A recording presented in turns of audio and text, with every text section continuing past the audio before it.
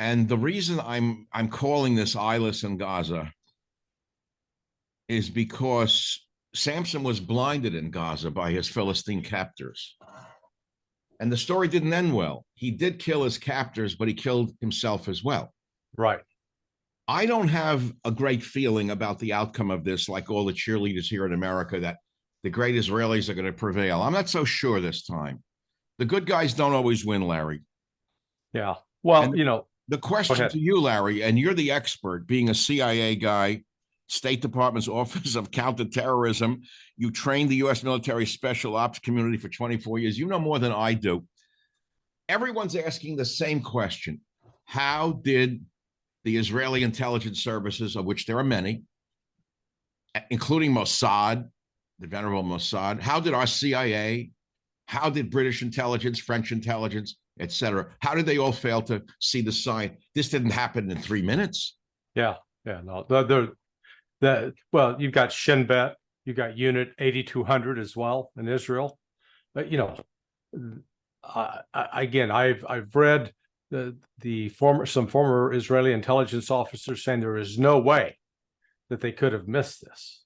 Okay. And so they're arguing it from the standpoint, I call it the Franklin Roosevelt Pearl Harbor meme, that Roosevelt knew the Japanese were going to attack and allowed it to take place. I always have trouble with that, just from the standpoint, because I don't think Netanyahu is so cold-blooded as to allow the murder of these 260 kids. I mean, that's just. And Larry, correct me if I'm mistaken. Yes, I agree with that analysis of yours.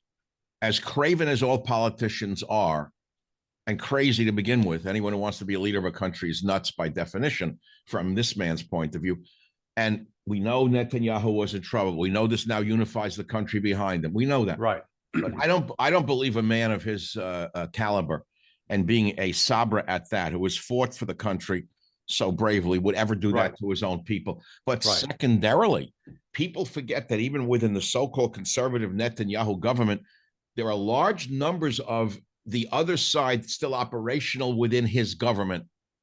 They didn't suddenly get all replaced, so there's many left-wingers working from. They certainly would have sounded the alarm. What happened, Larry? Yeah. No, I think big bureaucracies, and Israeli intelligence is a big bureaucracy, even though it's a small country, make mistakes.